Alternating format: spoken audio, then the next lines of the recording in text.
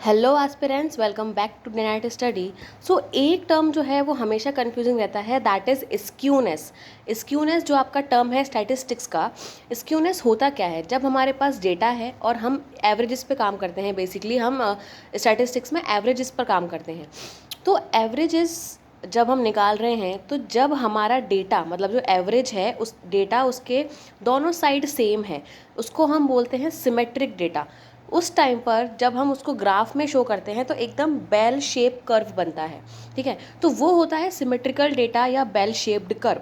लेकिन जब ऐसा नहीं होता, जब हम एवरेज निकाल रहे हैं तो उसके दोनों साइड जो डेटा है वो इक्वल नहीं होता, अनइक्वल होता है, उसको हम बोलते हैं असिमेट्रिकल डेटा, जिसमें जो कर्व है वो कभी लेफ्ट साइड से एंड कभी राइट साइड से जो है वो टेढ़ा हो जाता है, मतलब एकदम बेल शेप्ड कर्व नहीं होता है।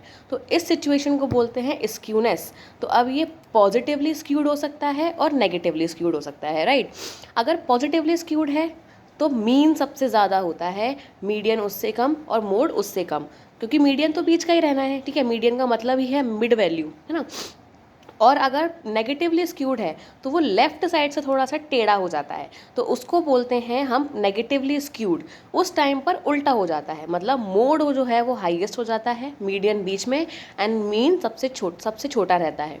तो इस चीज़ को आप ऐसे भी याद रख सकते हैं कि positive people are always mean, मतलब जब पॉजिटिवली स्क्यूड होगा डेटा तब मीन जो है वो हाईएस्ट होगा, मोड जो है वो लोएस्ट होगा।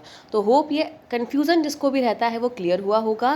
क्लासेस CUET PG की स्टार्ट हो चुकी हैं। I am your mentor for CUET PG commerce, मतलब MCOM। ऐप पर आपको क्लासेस मिल जाएंगी, कोर्सेज मिल जाएंगे। सो मिलते हैं क्लास में। Have a nice day, take care. आपके एग्जाम की तैयारी है DNS की जिम्मेदारी। Bye bye.